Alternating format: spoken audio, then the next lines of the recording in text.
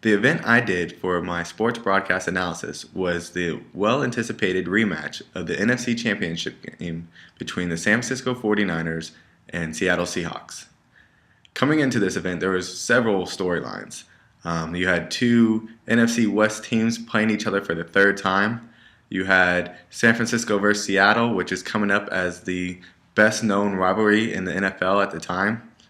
The biggest storyline to me, though, was you had John Hardball versus Pete Carroll again. Their rivalry goes all the way back from their college days when they were at, respectively, USC and Stanford. The announcers in the game were Joe Buck and Troy Aikman. Now, how these guys related to the fans that they were watching, sometimes difficult. Joe Buck is not normally known as to capture his audience, at least in my eyes. He's a little dull and boring. Troy Aikman, though, I do feel is a little entertaining. He gives you a great insight on the game itself, being an ex-NFL quarterback. But there's times that those guys just don't really capture the moment as I would expect. So those guys aren't, I feel, the best at relating to the audience. During the game, there were many storylines that developed. San Francisco dominated most of the game. You had the Marshawn Lynch, the Beast, being held to very limited yards before halftime. But to me, some of the main storylines that stood out was for San Francisco was the Bowman fumble. Here's a guy that put his life on the line, literally his NFL career, tearing his ACL and MCL to strip the ball at the 1 yard line to only it not be called a fumble. This was something that you saw in the replay over and over, that his knee got tore up, but yet he held on to the ball, but the officials got the call wrong. The major storyline for Seattle, of course, is headed to the Super Bowl. Now they face the New England Patriots in the Super Bowl. There's not a bigger storyline for them besides heading there. The biggest storyline of the game, though, has to be Richard Sherman's post-game interview.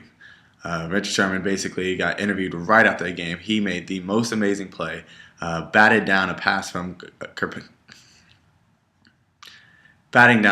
intended for Michael Crabtree that got intercepted in the end zone to end the game. His postseason comments were basically calling Crabtree out, saying he's a sorry receiver and don't ever talk crap about me. No one knows what was said yet by Crabtree, but Sherman definitely took this as a personal attack and made it known after the game.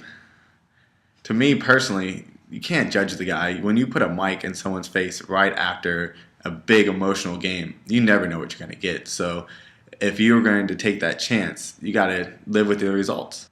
I personally found social media fascinating during this game. From everyone's opinions, from players, analysts, people on the couch just like me, as the game was going on, what they would do, what the other team was doing wrong.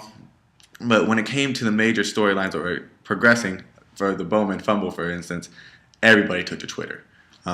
Everywhere was talking about, man, prayers go out to Bowman. So many ex-players were feeling his pain. And not only that, the fact that he didn't get the call as a fumble and recovery by San Francisco made Twitter blow up, and everyone expressed their feelings of how the play was terribly called and what the NFL should do to change this. And to me, Twitter was just going crazy. Needless to say, that was definitely outdone once Richard Sherman did his post-game interview. Oh man, Twitter was blowing up like crazy. I personally am following Richard Sherman now on Twitter myself. You've seen everybody have an opinion. And not only were their opinions made, you had people on, when you go to Facebook now, like Mike Epps, who made an improv and did his version of Richard Sherman's interview, which is absolutely hysterical. The funny part was, with Seattle now going to the Super Bowl, this was the least thing covered on social media. The storylines itself, the Bowman fumble and the Richard Sherman post-game interview, stole the headlines. You saw more of that than you did of the Super Bowl game itself that's upcoming.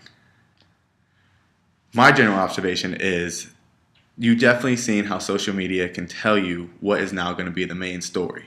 9 out of 10 times when the Super Bowl comes up, the story is going to be Seattle versus Denver. But no, the story still is Richard Sherman. How does he feel? Everybody wants an interview with Richard Sherman now. And I just don't think you would have that if it wasn't for social media. It's awesome to see a game live with some of the learning in class, how you get updates through a weekly viewing at the movie theater. I can never understand that, or having to wait to the paper to see the game, or a once a week showing of like an NFL films. That it's crazy to think that we weren't able to get this game in live time, which is now what we want in today's society.